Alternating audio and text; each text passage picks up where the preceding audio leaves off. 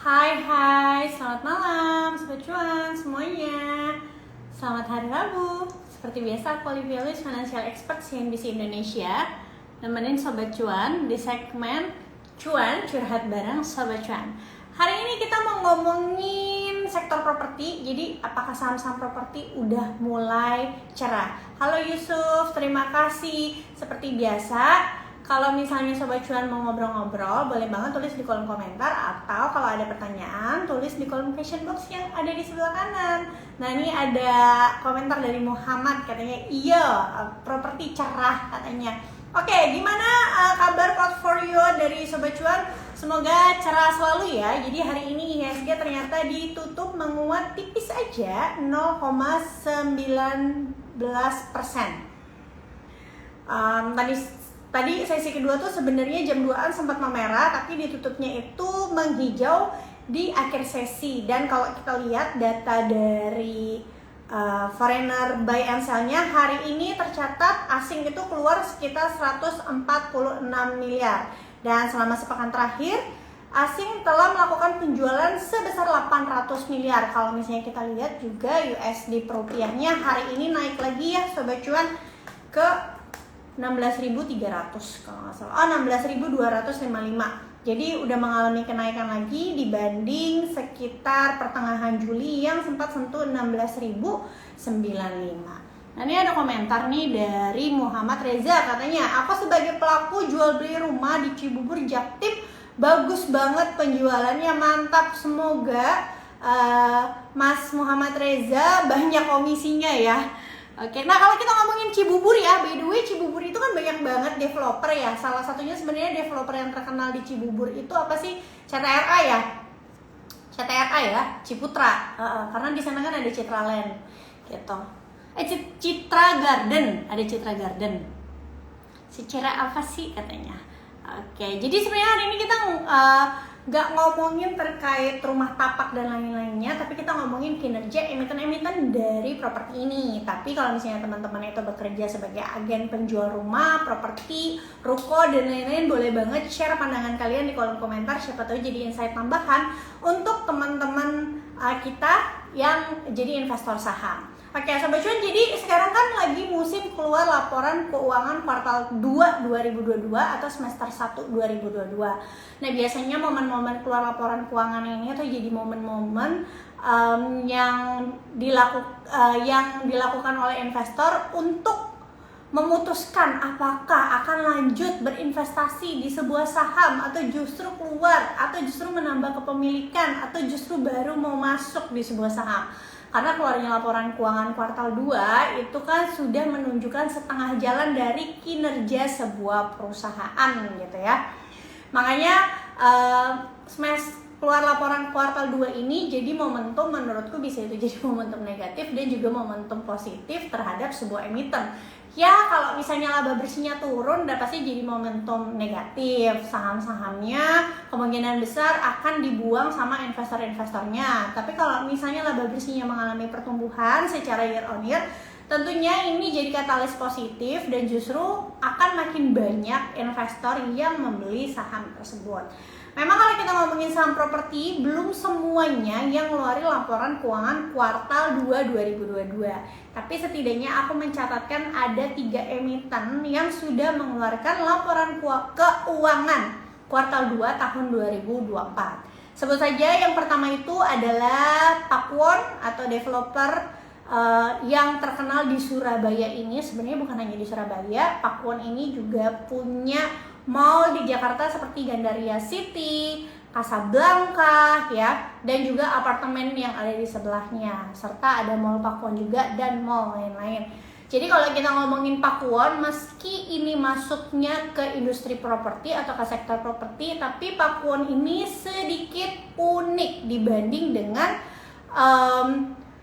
emiten properti lainnya. Uniknya tuh di mana sih? Uniknya adalah kalau misalnya Pakuwon ini itu pendapatannya itu banyaknya dari recurring income dibanding sama penjualan propertinya. Jadi kalau kita bandingin sama BSDE gitu ya, atau CTRA, pendapatannya itu utamanya itu datangnya ya udah pasti dari penjualan kafling, penjualan rumah, terus juga penjualan ruko dan lain-lain. Tapi kalau Pakuwon itu beda teman-teman. Walaupun dia juga jual kondominium, tapi kondominiumnya itu target marketnya itu untuk menengah atas. Karena kondominiumnya Pakuwon itu minimum harganya itu dijual sekitar di harga 5 miliar. Jadi harganya itu termasuk premium.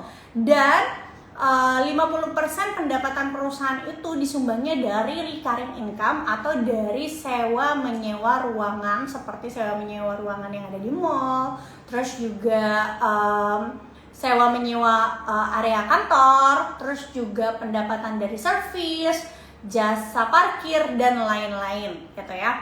Nah, kalau kita ngomongin Pakuwon, ini pada kuartal 2 2024 ini pendapatan Pakuwon tuh berhasil tumbuh 12,5% year on year. 50%-nya itu datangnya dari recurring income. Jadi recurring income tuh apa sih? Recurring income itu income yang datangnya tuh berulang. Jadi contoh kayak sewa tempat di mall, itu kan orang yang nyewa itu pasti kan bayar sewa terus ya. Nah, itu namanya recurring income atau pendapatan yang berulang. Berbeda sama penjualan ruko, penjualan properti, itu pendapatannya kan tidak berulang. Dalam artian kalau aku beli properti, pasti aku belinya kan putus gitu ya, nggak ada bayar-bayar lagi setelahnya, kecuali misalnya bayar IPL gitu doang. Oke? Nah, kalau misalnya kita ngomongin Pakuwon ini, ternyata pendapatan sewa yang ada di mall sama di perkantorannya itu tumbuh hampir 10% secara year on year. Dan penjualan kondominium perkantorannya itu tumbuh 63%.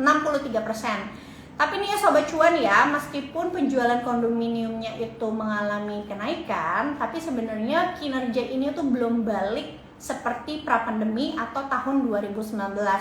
Jadi untuk 6 bulan pertama di tahun 2019, penjualan kondominium dan perkantoran grupnya Pakuwon ini itu tercatat sampai 1,4 triliun. Ini 2019 ya, pas ekonomi waktu itu masih baik-baik aja, belum ada COVID-19 6 bulan pertama. Dari Januari sampai dengan Juni.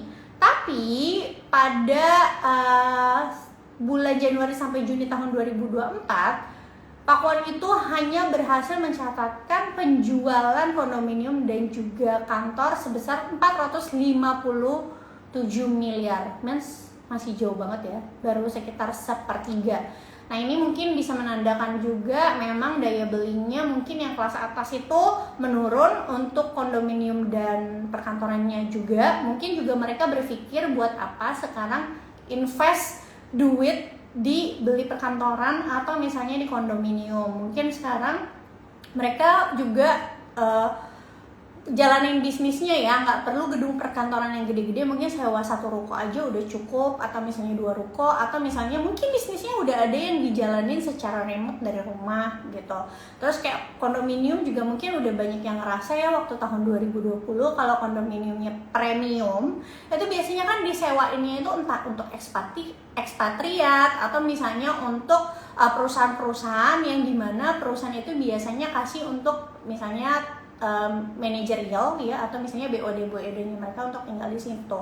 Tapi tahun 2020 ketika banyak ekspat yang dipulangin dari Indonesia, itu sangat mempengaruhi sewa menyewa kondominium premium ini. Contohnya aja kayak dulu tahun 2020 suamiku itu dulu masih kerja di multinational company ya, salah satu perusahaan minyak besar di Indonesia tapi bukan Pertamina.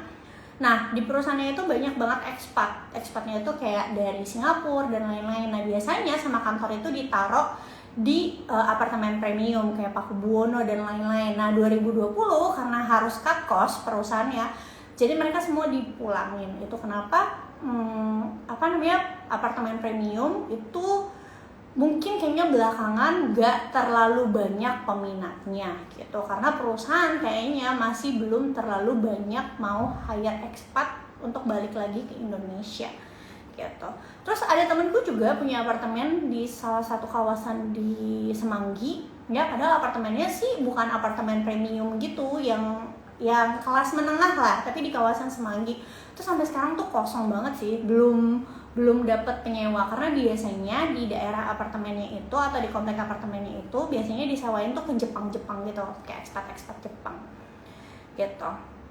Oke, nah meski pendapatannya itu tumbuh 12% untuk Pakuwon nih Sobat Cuan, tapi laba bersih dari Pakuwon atau Paewon ini turun 22,9%. Ini gede banget loh turunnya. Penyebabnya apa? Penyebabnya itu adalah rugi selisih kurs. Sobat Cuan, kalau mau ada pertanyaan tulis di kolom question box ya, nanti biar aku jawab. Karena dia itu punya hutang obligasi dalam bentuk US dollar. Jadi Pakuwon ini punya hutang obligasi dalam bentuk US dollar 400 juta US dollar. Jadi ketika dolarnya menguat seperti beberapa waktu belakangan ini ya, atau misalnya setahun belakangan ini, tentunya beban bunga yang harus dibayarkan perusahaan itu juga mengalami kenaikan. Makanya aku juga udah sempat bahas kan di kanalnya Cuap Cuan bahwa penguatan dolar atau pelemahan rupiah itu memang menjadi sentimen negatif untuk perusahaan-perusahaan yang punya hutang dalam bentuk US dollar. Kenapa? Karena beban bunganya itu akan mengalami peningkatan. Jadi kalau kita baca aja ya di laporan keuangannya Pakuwon nih Sobat Cuan, itu ada di catatan kaki itu perbandingan antara kurs US dollar rupiah di bulan Desember tahun 2023 dibanding sama kurs USD IDR di bulan Juni 2024 ketika tutup buku kuartal 2 2024. Jadi waktu bulan Desember ketika tutup buku kinerja tahun 2023, USD rupiahnya itu masih 15.700. Tapi ketika tutup buku kuartal 2 2024 ya, di kuartal bulan Juni 2024, itu USD per IDR-nya itu udah 16.400. Itu di catatan kaki laporan keuangan Pakuwon. Artinya apa? Hanya dalam waktu 6 bulan itu naiknya itu 700 rupiah per dolar. Jadi bayangin misalnya utangnya dia 400 juta dolar tadi, katakanlah bayar bunganya sekian gitu ya, itu ada peningkatan 700 rupiah per 1 dolar bayar bunganya. Itu kenapa laba bersihnya itu mengalami penurunan sampai 22%. Nah, naik 700 rupiah per dolar itu berarti sekitar 4%-an teman-teman, dan ini nggak bisa kita anggap sepele ya, apalagi terutama untuk investor-investornya Pakuwon gitu. Nah, menurutku pribadi, mungkin kalau kita ngelihat gitu ya, Sobat Cuan mungkin yang udah investasi di Pakuwon dari lama, mungkin sempat perhatiin gitu ya, Pakuwon tuh kenapa ya sejak tahun 2021 harganya tuh cenderung turun terus gitu ya. Dulu biasanya Pakuwon tuh berada di area 600-an rupiah, tapi sekarang tuh cuma 400-an rupiah, bahkan ini mendekati level tahun 2020. Kalau menurutku pribadi ya, berdasarkan fundamentalnya, alasannya adalah yang pertama, penjualan kondominium dan perkantorannya dia belum bisa balik ke era pra-pandemi tahun 2019, ya kan? Jadi banyak investor pasti dan juga fund-fund yang underweight emiten ini gitu. Yang kedua adalah hutang dolarnya, karena dibanding saham properti yang lain itu ada saham properti yang dia tuh, atau emiten properti yang dia tuh nggak punya hutang dolar gitu. Dimana kalau misalnya emiten yang nggak punya hutang dalam bentuk dolar cenderung lebih aman kan, lebih bisa diukur laba bersihnya gitu loh, pertumbuhan laba bersihnya dibanding emiten-emiten yang punya hutang dalam bentuk US dollar gitu. Pendapatannya bisa naik tapi laba bersihnya tiba-tiba jebret turunnya dalam banget gitu ya. Turun tuh bukan berarti rugi ya, tapi declining. Nah, biasanya investor tuh nggak suka kalau misalnya perusahaan itu tidak bertumbuh. Makanya wajar kalau harga sahamnya itu belum kemana-mana. Nah, sekarang kita bahas sisi teknikal dari Pakuwon itu sendiri. Pakuwon ini waktu tanggal 30 Juli teman-teman sempat turun ya. Ini kayaknya refleksi dari keluarnya laporan keuangan yang below ekspektasi, tapi turunnya itu penutupannya itu kembali naik ya. Jadi dia cuma tutup gap aja. Jadi sekarang itu masih bagus secara tren, bertahan di atas supportnya. Jadi support Pakuwon sendiri itu ada di area 408 sampai 412. Nah, biasanya kalau area-area support kayak gini Sobat Cuan itu bisa jadiin itu area demand. Area demand tuh apa sih? Area demand tuh area-area di mana biasanya buyer muncul atau pembeli muncul. Gitu ya. Jadi supportnya itu di kisaran 408 sampai 412. Nah, mungkin pertanyaannya adalah Olive kan tadi Olive bilang labanya itu turun, tapi kok dia berhasil naik lagi. Nah, Sentimennya itu biasanya kalau ngomongin sektor ya Sobat Cuan, nggak cuma dari laporan keuangannya aja, tapi balik juga tergantung makroekonominya. Kalau makronya mendukung, biasanya satu sektornya gerak. Nah, apa yang membuat satu sektor itu gerak untuk sektor properti, yaitu suku bunga. Sobat Cuan, kemarin kan beberapa waktu lalu tuh The Fed ada sempat ngomong ya, Jerome Powell, ada kemungkinan bisa aja penurunan suku bunga itu nggak perlu nunggu inflasi Amerika ke angka 2%. Makanya banyak yang berekspektasi bulan September tuh udah turun. Itu yang menyebabkan harga saham properti belakangan itu mengalami kenaikan. Jadi mau yang laba bersihnya turun pun, mau yang laba bersihnya bagus, kecenderungannya mayoritas saham-saham properti ini mengalami rebound gitu ya, karena secara sektornya didukung oleh potensi penurunan suku bunga di bulan September ya. Tapi balik lagi, ini baru proyeksi dari banyak analis ya Sobat Cuan, jadi belum pasti nanti bulan September itu apakah akan turun atau tidak, tergantung dengan nanti bulan Agustus inflasinya apakah akan ada naik lagi, bulan Juli ini apakah akan ada naik lagi. Nah, aku mau ingetin Sobat Cuan, nanti malam sekitar jam 2 malam kalau nggak salah itu ada FOMC-nya The Fed. FOMC The Fed itu biasanya ngumumin terkait dengan suku bunga lalalala. Teman-teman nonton aja, nanti biasanya kalau misalnya hari ini hasilnya apa, siapa tahu besok pengaruh ke harga sahamnya. Jadi kalau misalnya besok dikasih weakness, katakanlah Pakuan ke area-area 408 sampai 412, Sobat Cuan yang mau investasi di Pakuan boleh incar-incar area tersebut, tapi batas cut loss-nya kalau misalnya harganya turun ke bawah 400. Nanti ya, ingat disclaimer on, harus analisa secara lanjutan, dan ini memang untuk Sobat Cuan yang ngincar Pakuan ya, karena tadi aku udah jelasin secara fundamental, karena dia punya hutang dalam bentuk USD, jadi cenderung lebih beresiko sama naik turunnya kurs USD. Jadi seberapa yakin kamu USD nggak akan terus-terusan menguat gitu ya. Jadi kalau misalnya kamu nggak yakin ternyata tentang kursnya, ya mungkin sementara waktu dia akan ikut sektor properti yang lain mengalami kenaikan, tapi belum tentu kenaikannya bisa sekenceng saham properti lain yang nggak punya hutang dalam bentuk US dollar gitu. Oke, lanjut. Ini ada pertanyaan. Oke, ayo yang mau nanya jangan lupa tulis di kolom question box, nanti aku jawab.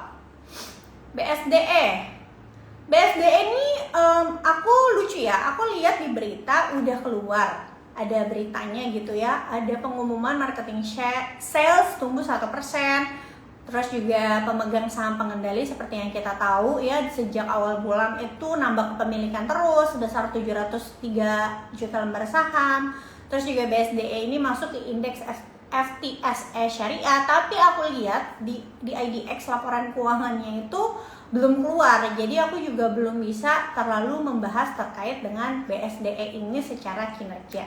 Nah, cuma mungkin sebagai gambaran adalah kalau BSDE itu teman-teman tahu ya, Bumi Serpong Damai. Jadi pendapatannya dia 71%-nya itu datangnya itu dari BSDE. Dari BSD maksudnya gitu. Jadi kalau BSD-nya memang laku banget, pendapatannya tuh akan bagus banget gitu. Nah, untuk BSDE supportnya itu ada di area 1000 Sobat Cuan. Ada di area 985 sampai 1000, batas stop loss-nya itu di bawah 985. Tapi kalau misalnya udah ngelihat kayak gini sih harusnya kecenderungannya dia akan sideways aja, dan 985-nya ini bisa jadi area support yang kemungkinan kuat gitu. Tergantung nanti, tapi kalau misalnya September ternyata nggak jadi turun suku bunga, bisa jadi balik ke bawah lagi gitu. Nggak apa-apa, bahas properti aja nggak apa-apa. Kalau misalnya mau ada pertanyaan selain properti nggak apa-apa, tapi nanti aku jawabnya itu di akhir video ya. Maksudnya kalau pertanyaannya selain emiten properti nggak apa-apa. Oke? Lanjut. Nah, ini SMRA belum keluar laporan keuangannya Sobat Cuan, ada CTRA yang udah keluar. Nah, ini tuh bagus deh si CTRA ini. Jadi Sobat Cuan harus tahu CTRA itu pendapatannya itu tumbuh 12%. Sebenarnya kalau ngelihat pertumbuhan pendapatan ini ya, itu mirip sama si Pakuan tadi, tumbuhnya juga 12%-an. Tapi labanya itu tumbuh 35%. Kok bisa beda ya sama Pakuan? Kalau tadi Pakuan itu labanya justru turun 22%, tapi kalau CTRA labanya tuh bisa tetap tumbuh 35%. Karena jawabannya adalah CTRA nggak punya hutang dalam bentuk US dollar, teman-teman. Jadi nggak ada tekanan di sana ya. Jadi emang bener-bener pendapatannya itu bisa disalurkan dengan baik gitu. Nggak perlu kena kurs selisih karena dia memang nggak ada hutang dalam bentuk US dollar. Nah, pendapatan dari CTRA ini memang mayoritas itu disumbangnya sama penjualan rumah, kafling, dan ruko gitu. Dan pendapatan rumah, kafling, dan ruko ini pertumbuhannya itu 25%. Berarti bagus ya. Memang kan kalau kita ngomongin CTRA ya, terutama yang di daerah-daerah itu harga rumahnya kan nggak terlalu mahal ya dibanding BSDE. Jadi kemarin itu ketika ada ada stimulasi dari pemerintah yang terkait dengan PPNBM itu yang pajak. Kalau misalnya rumah di maksimum 2 miliar gratis pajak, rumah 5 miliar itu gratis pajaknya 50% gitu kan. Nah, si CTRA ini kena impact banget karena memang kan banyak rumahnya CTRA itu yang rumahnya tuh masih di bawah 2 miliar. Sedangkan kalau misalnya Pakuwon itu kan kondominiumnya mahal-mahal ya, jadi nggak gitu kerasa. BSDE juga nggak gitu kerasa dengan stimulus pajak dari pemerintah kemarin. Jadi stimulus pajak dari pemerintah kemarin itu menurutku yang paling kena dampak positif adalah CTRA sama SMRA karena memang kecenderungannya rumah mereka itu masih banyak yang di bawah 2 miliar, terutama yang di daerah-daerah gitu ya. Nah, terus ya Sobat Cuan tau nggak? Tadi kan aku udah sempat jelasin di awal tahun 2019 Pakuwon itu penjualan kondominium dan rukonya itu 1,4 triliun. Tapi di kuartal 2 2024 ini cuma 400 miliar. Nah, ini berbeda banget posisinya sama CTRA. Jadi kalau CTRA tuh teman-teman justru penjualan kafling, ruko, dan bahkan total penjualannya saat ini itu udah jauh lebih tinggi dibanding tahun 2019. Oke, Haris, pertanyaannya masukin kolom question box. Nanti aku jawab di situ ya, Haris ya. Oke, jadi kalau tahun 2019 pendapatannya CTRA itu hanya sekitar, tadi kalau nggak salah lihat tuh 2 triliunan deh semester 1 2019. Oh, 1,2 iya benar, 2,8 triliun. Sedangkan kalau sekarang semester 1 2024 pendapatannya itu udah 5 triliun. Berarti artinya apa? Perusahaan tuh udah berhasil pulih dibanding pre-pandemi gitu, dibanding sebelum pandemi. Means sangat bagus ya memang untuk CTRA. Tapi memang kalau kita bandingin CTRA Sobat Cuan sama emiten-emiten properti lainnya, secara valuasi juga nggak murah-murah banget. Wajar, biasanya kalau perusahaan kinerjanya bagus banget ya banyak orang yang udah tahu dan akhirnya beli dong, makanya valuasinya yang nggak murah-murah banget gitu. Kalau dibandingin sama Pakuwon tuh kalau nggak salah PBV-nya di bawah 1 kali deh gitu. Nah, untuk CTRA sendiri ini based on technical sekarang itu masih bergerak di atas supportnya. Jadi support kuatnya itu ada di 1180 sampai 1215. Ini bisa jadi area-area kalau misalnya Sobat Cuan memang ngincar CTRA karena secara fundamental juga bagus, kinerjanya bertumbuh, secara hutang juga walaupun debt to equity ratio-nya tinggi, tapi nggak ada hutang dalam bentuk US dollar, jadi nggak ada risk currency di dalamnya, ya boleh incar area-area tadi ya 1185 sampai 1215. Tapi disclaimer on Sobat Cuan, disclaimer onnya apa? Ini tuh pergerakan harga yang dimana kalau misalnya The Fed beneran mau turunin suku bunga bulan September nanti. Tapi kalau The Fed-nya nanti batal lagi turunin suku bunga di bulan September nanti, maka saham-saham properti ini berpotensi akan mengalami breakdown support lagi ke arah bawah harganya. Oke ya, jadi aku disclaimer duluan. Nanti kalian kok tiba-tiba harga sahamnya berubah arah, nanti marah-marah lagi sama aku. Padahal kalian harus cari tahu dulu berubah arahnya nih harganya kenapa. Jangan-jangan karena The Fed nggak jadi turunnya suku bunga gitu. Oke, DILD kayaknya belum keluar deh laporan keuangannya. Oh udah, DILD udah nih, malah bagus banget nih. Bentar ya, aku lihat dulu. Aku kalau misalnya ngelihat RTI bisnis itu nggak bisa cuma ngelihat RTI bisnisnya doang, karena RTI bisnis itu kan teman-teman dia itu kan mencatatkannya EPS-nya doang.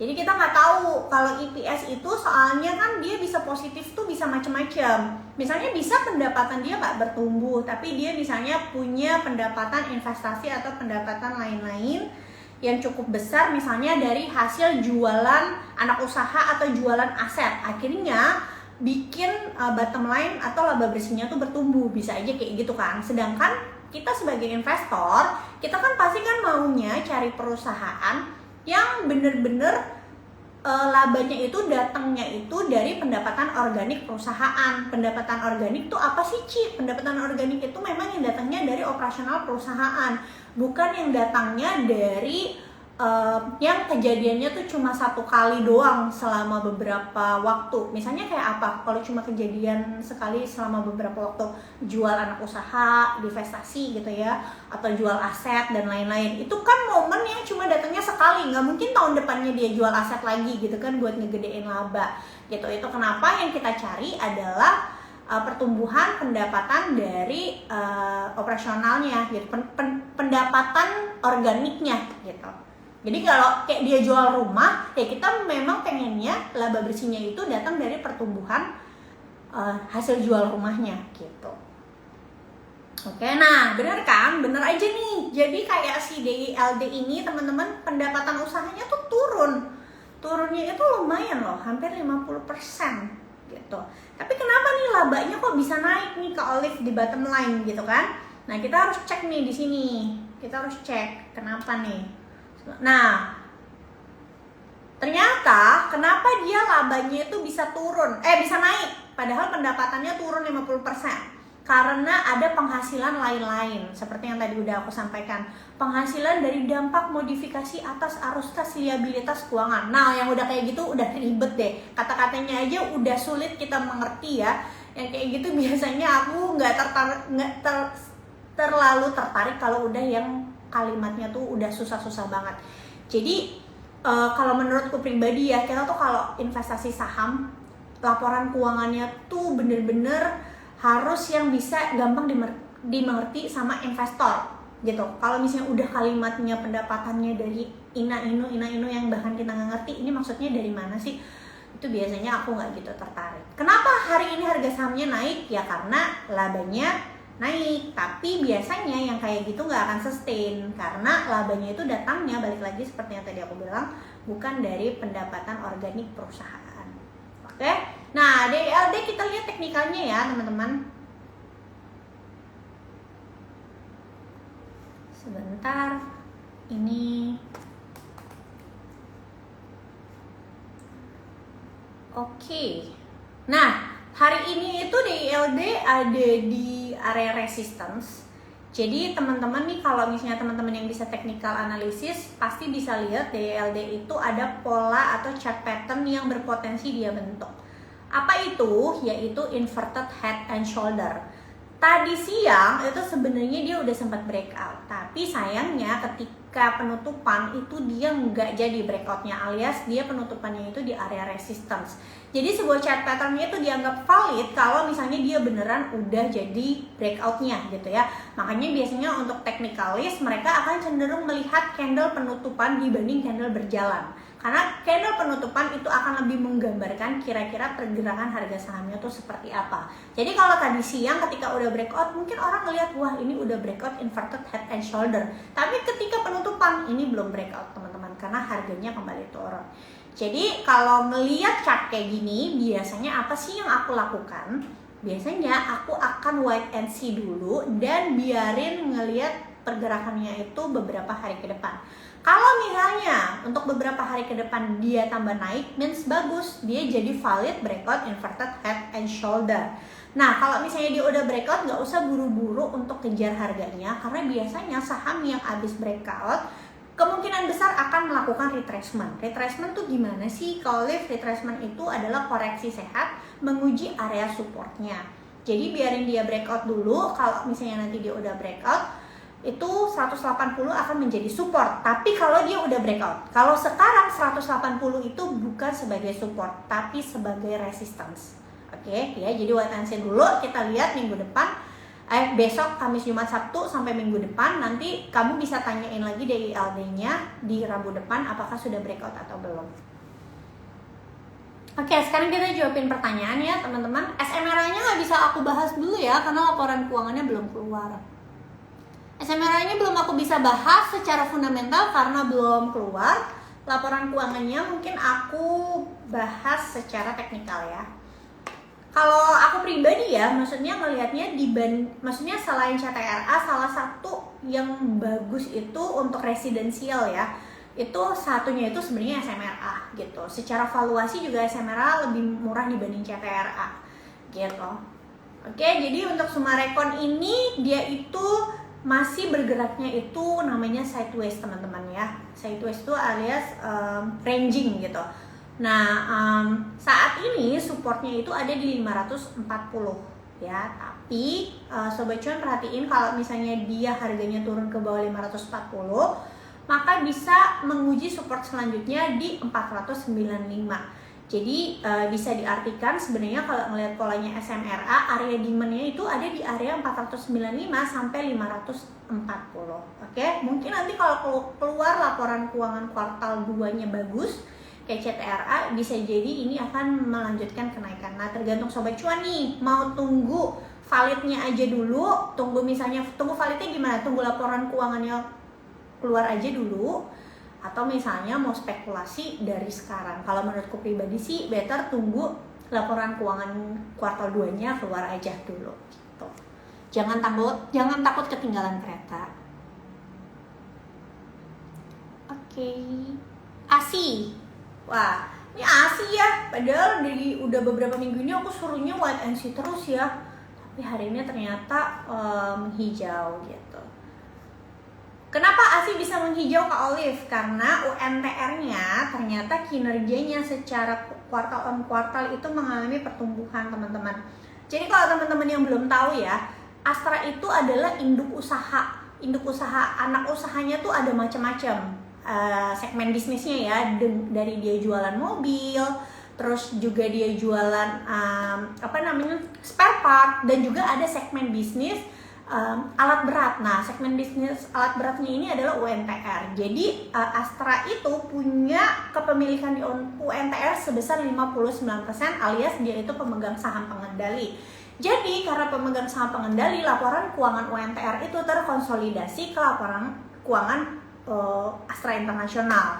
Jadi labanya UNTR tentu akan masuk ke dalam laporan keuangannya Astra Internasional. Nah, ketika di sini ternyata kuartal 2 2024 UNTR-nya itu lebih bagus daripada kuartal 1 2024, itu kenapa harga saham UNTR-nya mengalami kenaikan, ASI-nya juga ngikut. Christian, kalau mau tanya tulis di kolom komentar ya, soalnya aku jawab yang lain dulu nanti supaya nggak ketutup pertanyaan kamu sama teman-teman yang lain. Gitu. Nah, kenapa sih ikut naik juga si ASI-nya? Ya, kalau misalnya kinerjanya UNTR-nya bagus, jangan lupa UNTR ketika bagi dividen 59%-nya itu untuk Astra. Nah, biasanya sama Astra, si dividen yang didapetin dari UNTR ini akan dibagiin juga ke pemegang saham publik, kayak gitu ya. Nah, untuk UNTR nih, untuk ASI ini hari ini volumenya bagus, jadi dia breakout dengan volume teman-teman. Di sini kalau misalnya secara teknikal ya, sebenarnya buy on breakout masih bisa. Oke, batas cut loss-nya itu atau stop loss-nya kita bilang ya, itu di bawah 4.600 untuk ASI. Jadi kalau misalnya Sobat Cuan misalnya tertarik sama ASI, disclaimer on, harus analisa secara lanjutan, bisa buy on breakout dengan batas stop loss-nya di 4.600. Untuk sobat cuan yang nggak tahu batas stop loss itu apa, batas stop loss itu adalah batas untuk kita melindungi modal kita. Jadi ibaratnya itu batas cut loss atau batas kerugian yang bisa kita terima. Misalnya kalau Astranya turun harganya ke bawah 4.600, maka kita bisa mempertimbangkan untuk cut loss dahulu. Kenapa? Karena kalau dia balik lagi ke bawah 4.600, ada potensi dia hanya melanjutkan sideways-nya ke depan gitu. Hai malam. Oke, lanjut. Berapa besar efek cut rate dengan kenaikan saham properti? Short term apa long term? Menurutku short termnya bisa kencang, long termnya juga bisa kencang. Tapi kalau long term sebenarnya tergantung seberapa banyak suku bunganya itu turun. Kalau short term mungkin bisa naik bentar ya aku lihatnya.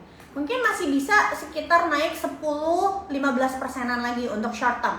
Tapi kalau untuk long term itu tergantung seberapa banyak Bank Sentral nurunin suku bunganya. Karena kalau cuma nurunin 0,25 basis poin menurutku masih kurang banyak gitu. Kecenderungannya sekarang itu apalagi di Indonesia ya, banyak itu mereka kan beli propertinya itu by KPR. Jadi kalau misalnya cuma turunin 0,25 basis poin, 25 basis poin atau 0,25% itu masih cenderung kecil. Kecuali misalnya turunnya tuh bisa 50 basis point atau 0,5% atau 0,75%, itu mungkin oke. Apalagi kalau misalnya turunnya bisa 1% ya itu mungkin bisa kencang. Dalam jangka pendek sampai jangka menengah yang naik itu bisa satu sektor ya teman-teman, maksudnya semua emiten yang ada di sektor tersebut. Tapi dalam jangka panjang nanti akan balik lagi tergantung perusahaannya, kinerja perusahaannya itu sendiri. Apakah perusahaannya itu efisien atau tidak, bisa mengelola pengeluarannya atau tidak, penjualannya itu bertumbuh atau tidak gitu.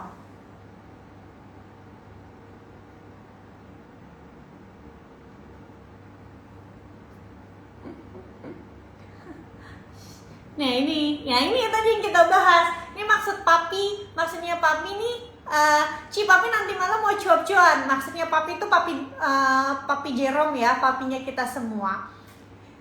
Kayaknya banyak analis masih berekspektasinya bulan September ya turun suku bunganya. Jadi kayaknya mungkin nanti malam mau itu, kalau misalnya nanti malam masih ditahan, harusnya sih nggak berdampak banyak sama market ya, karena maksudnya ya udah sesuai ekspektasi. Tapi kalau tiba-tiba nanti malam turun duluan, itu mungkin yang bisa bikin shocking market ya. Tapi kalau misalnya nanti malam ditahan, harusnya sih nggak ada dampak terlalu signifikan gitu. Karena pada ekspektasinya juga di bulan September kan. Asih udah ya tadi, oke. Adaro,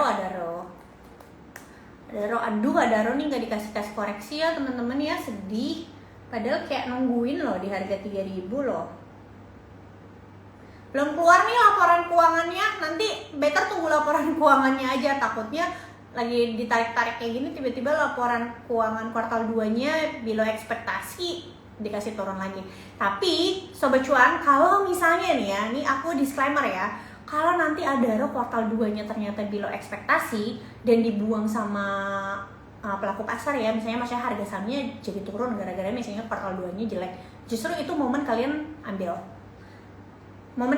karena perusahaan itu buyback kok mereka gitu. Kalau perusahaan melakukan buyback itu tanda mereka tuh yakin bahwa valuasi yang ada sekarang itu adalah tidak mencerminkan valuasi yang sesungguhnya, valuasi sesungguhnya perusahaan. Valuasi sesungguhnya tuh alias mereka yakin, manajemen tuh yakin harusnya perusahaan saat ini lebih bernilai dibanding harga market, makanya mereka tuh berani buyback. Selain itu berarti mereka juga yakin perusahaan ini masih akan membagikan dividen jumbo, makanya mereka buyback. Kan kalau mereka buyback, saham yang mereka pegang makin tambah banyak kan, yang perusahaan pegang makin tambah banyak, jadi dividen yang perusahaan dapat juga makin banyak gitu dibanding dibagi-bagi ke publik gitu. Jadi kalau misalnya nanti ada kuartal 2-nya below ekspektasi atau di bawah ekspektasi, justru kesempatan kalian sebenarnya untuk collect gitu.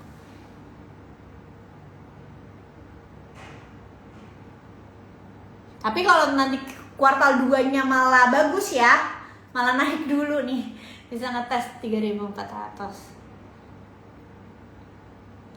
Oke, tadi tuh kayaknya ada yang nanya ya, terkait dengan sekarang tuh resesi nggak Ci katanya. Oke, sekarang kita harus samain dulu nih definisi dari resesi. Definisi dari resesi itu adalah ketika resesi ekonomi ya, ketika GDP sebuah negara itu mengalami kontraksi 2 kuartal berturut-turut. Nah, ada yang kubu yang 2 kontraksinya itu dia turun aja 2 kuartal berturut-turut, itu resesi. Tapi ada kubu yang kontraksinya tuh harus minus gitu loh. Jadi misalnya katakanlah misalnya ada satu negara GDP-nya itu misalnya 3%, tiba-tiba 2 kuartal berturut minus 2% sama minus 1%.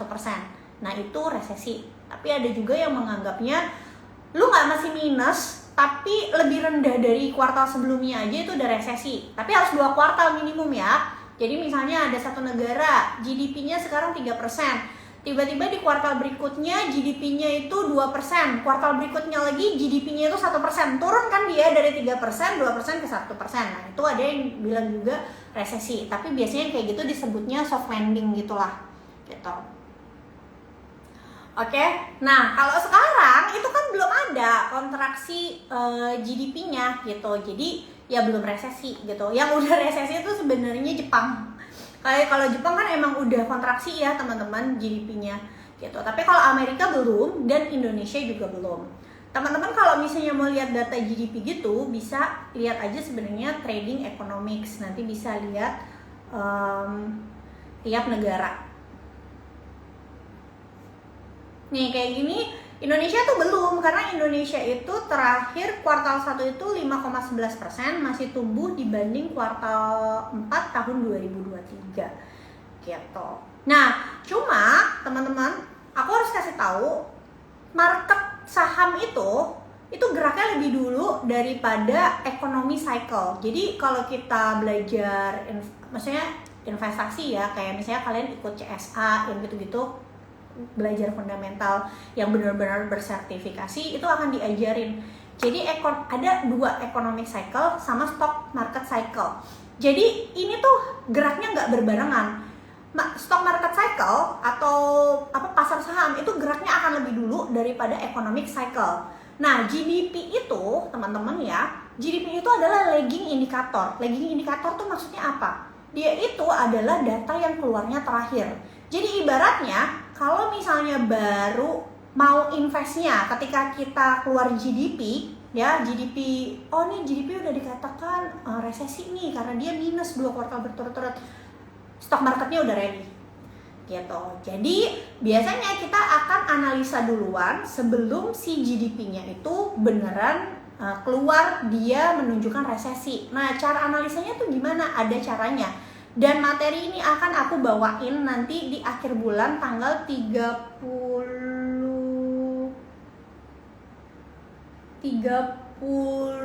Agustus teman-teman. Jadi akan ada kelas cuan online yang bawain nanti aku langsung. Kita akan bahas terkait dengan top down analisis, gimana cara kalian analisa economic cycle dan juga stock market cycle. Gimana kalian bisa analisa kapan market cycle itu turun duluan dibanding economic cycle, dan kapan stock market cycle rebound duluan dibanding market cycle. Kelasnya cuma 50.000, jadi nanti kalian join aja tanggal 31 Agustus ya.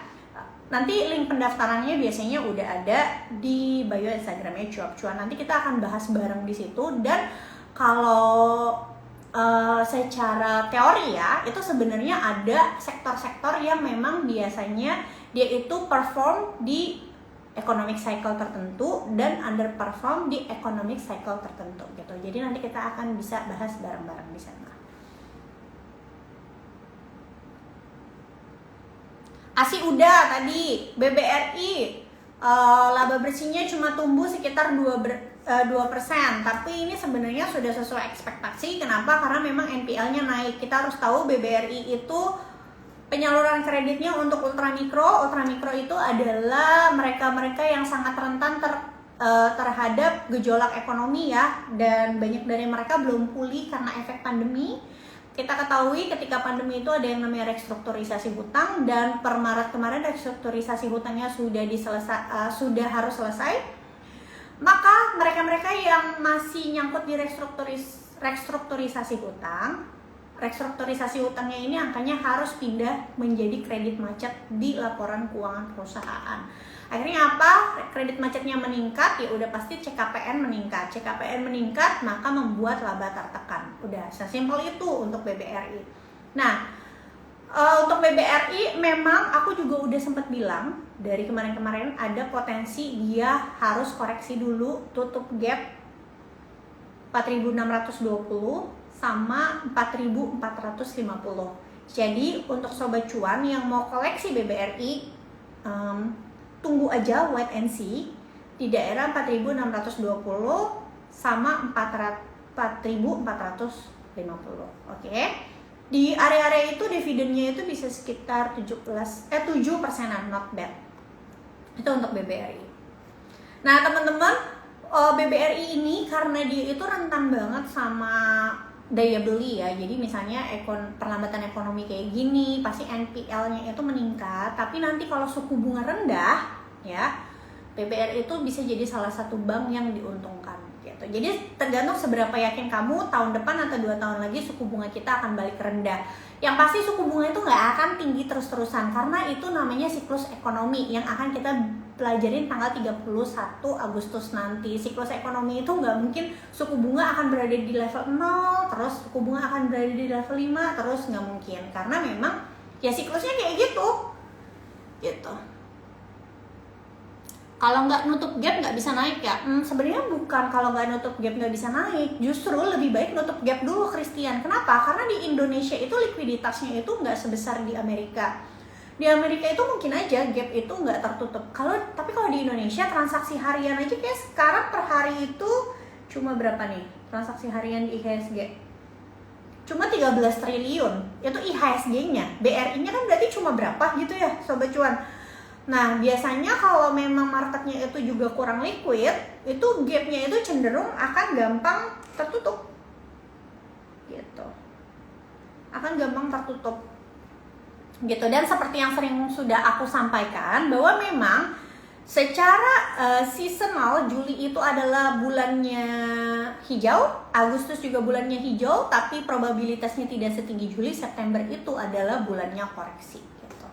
Jadi kemungkinan BRI paling ya sideways aja gitu sampai bulan September nanti.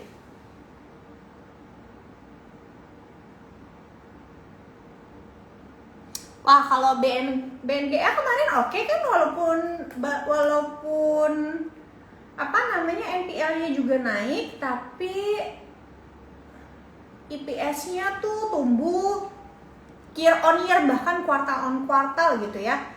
Jadi should be okay. Nah, ini kalau kita lihat ya untuk BNGA secara teknikal juga bagus. Kalau ngomongin fundamental ya nggak usah ditanya. Kemarin EPS kuartal 2-nya juga udah keluar, bagus.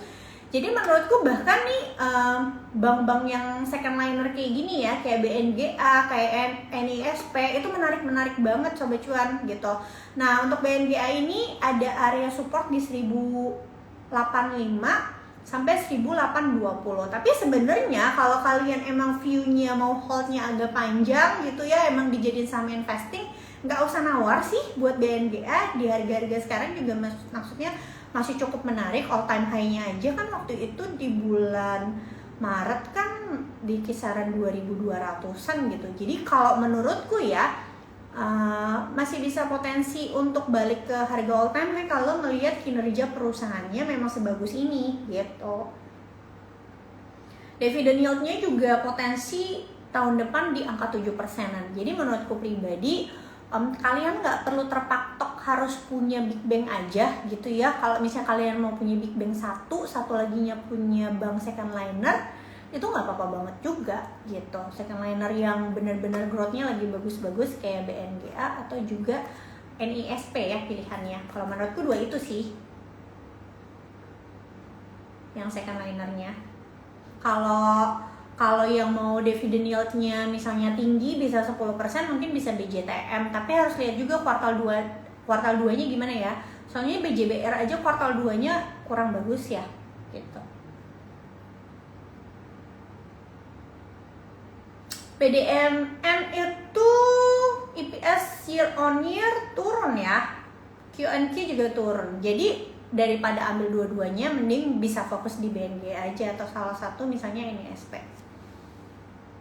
BPTN tergantung suku bunga. Kalau BPTN tuh banknya unik teman-teman. Jadi kalau dia ngelihat propertinya aja, kalau sektor propertinya lagi bagus, BBTN-nya ikutan bagus gitu. Karena kan soalnya dia kan banyak penyaluran kreditnya itu buat KPR, beda sama yang lain. Kalau kayak kita ngomongin Bank Mandiri itu kan corporate banking ya, jadi penyaluran kreditnya itu banyak untuk corporate gitu-gitu. By the way Sobat Cuan, kita nih ngomong udah 50 menit, padahal live Instagram kita tuh harusnya cuma 30 menit. Saking serunya. Ya udah, aku pamit undur diri ya. Mohon maaf kalau misalnya pertanyaannya nggak kejawab semua, tapi harusnya banyak yang kejawab sih tadi ya, kayak Astra, BRI.